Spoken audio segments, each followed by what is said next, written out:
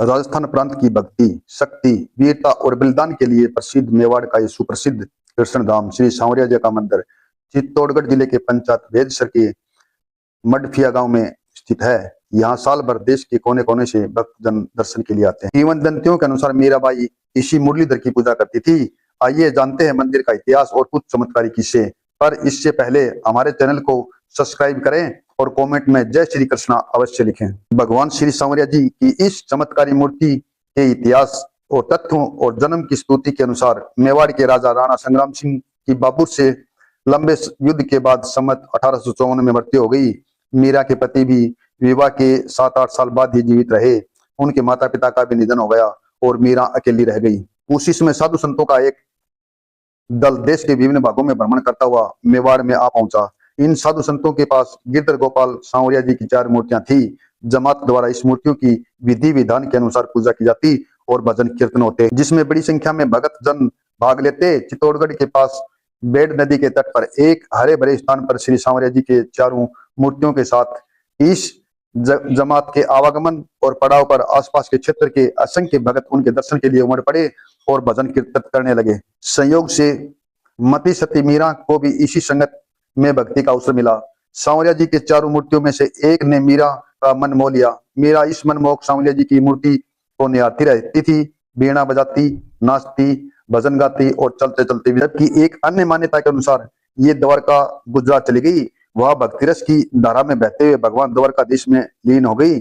साधु संत 4 मूर्तियों को लेकर भ्रमण करते रहे और ये 4 मूर्तियां दयाराम नामक साधु की टोली के पास थी। समय बीतता गया। जब बादशाह औरंगजेब को इन मूर्तियों के बारे में पता चला तो उनकी सेना ने हिंदू धर्मों को नष्ट कर दिया और मूर्तियों को तोड़ दिया। लेकिन 4 मूर्तियों की रक्षा के लिए संत दयाराम की टोली के आगे आता देख भगवान की प्रेरणा से दयाराम की टोली ने बासोडा के बांगुड़ा के पास एक बरगद के पेड़ के नीचे 1015 फीट गहरा गड्ढा खोदकर इन मूर्तियों को रख दिया और मिट्टी से भर दिया। साधु संतों ने वहां धूना जमा लिया और भजन कीर्तन करने लगे। मुगल सेना आई लेकिन मूर्तियों को नहीं ढूंढ पाई और आगे बढ़ गई। मूर्तियों को सुरक्षित मानकर जमात वहीं डेरे जमाने लगी। भजन कीर्तन होता रहा। बाद में जमात का मुख्य संत का निधन हो गया और अन्य संत भी एक एक करके वहां से चले गए। मूर्तियां बरगद के पेड़ के नीचे जमीन में सुरक्षित रही। किंवदंतियां कहते हैं कि लगभग 250 साल पहले मंडफिया गांव के निवासी भोलीराम गुजर नामक एक चरवाहे को सपना आया। बांगुड़ा के छप्पर में स्थित बरगद के पेड़ के नीचे 4 मूर्तियां दबी हैं।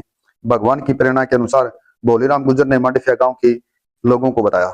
मांडफिया गांव का एक समूह जाकर बासुड़ा के गांव वालों से मिले और भोलीराम गुजर के सपने के बारे में बताया तो अचानक किसी को विश्वास नहीं हुआ।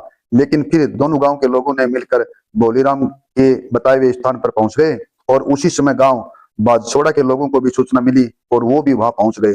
तीनों गांव के लोग ने मिलकर वहां खुदाई की और 1015 फीट नीचे मूर्तियां मिली और लोग अचंभित हो गए। सपना सच हो गया। उपस्थित लोग खुश थे और खुशी से भरे उन्होंने श्री सांवरिया जी के जय जयकार के नारे लगाए। मूर्तियों में से एक मूर्ति टूट गई जिसे उसी गड्ढे में रख दिया गया, बल्कि 3 मूर्तियों को बाहर निकालकर आपस में विचार विमर्श करके एक मूर्ति को प्रतिष्ठा स्थान बांगुड़ी, एक को बासोड़ा और तीसरी सुंदर मूर्ति को गांव मांडफिया के निवासियों ने बड़ी धूमधाम से और श्री सांवरिया सेठ के जय जयकार के नारे लगाए भक्ति भोलीराम गुजर के घर पर स्थापित कर दिया गया।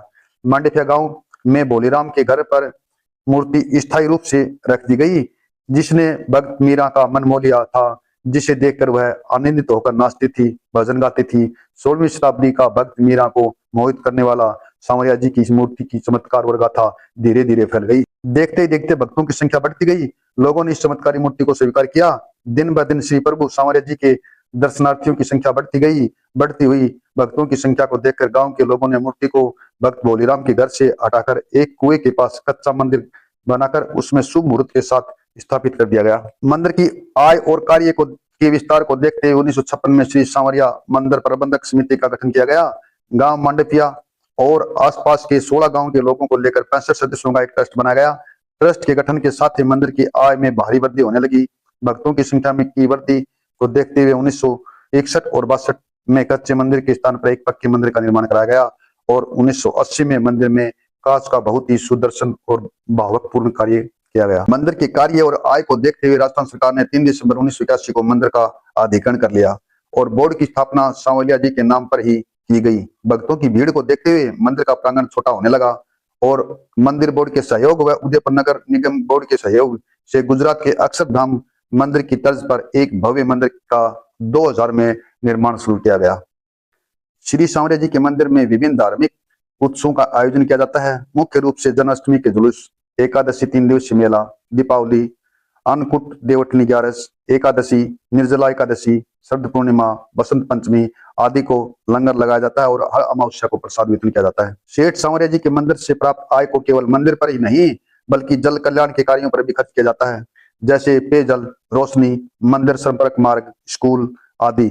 विशाल शल्य चिकित्सा शिविर का आयोजन किया जाता है। निःशुल्क नेत्र चिकित्सालय व पिछड़े वर्ग के उत्थान के लिए भी खर्च किया जाता है। मंडफिया गांव में विशाल बस स्टैंड, महाविद्यालय, चित्तौड़गढ़ का अस्पताल आदि पर भी खर्च किए गए। किंवदंतियों के अनुसार सांवरिया जी के बारे में कई प्रत्यक्षदर्शी के रूप में आज भी मौजूद हैं। सांवरिया जी के गर्भगृह के पास आज भी एक कुआं स्थित है जिसे घी के कुएं के नाम से जाना जाता है। कई बुजुर्ग कहानी सुनाते हैं कि एक बार देवउठनी के दिन मालपुओं के लिए घी कम पड़ गया तो हलवाई ने देखा क्या करें, तभी एक आवाज आई कि कुएं से पानी ले लो, और ये कहकर अदृश्य हो गई।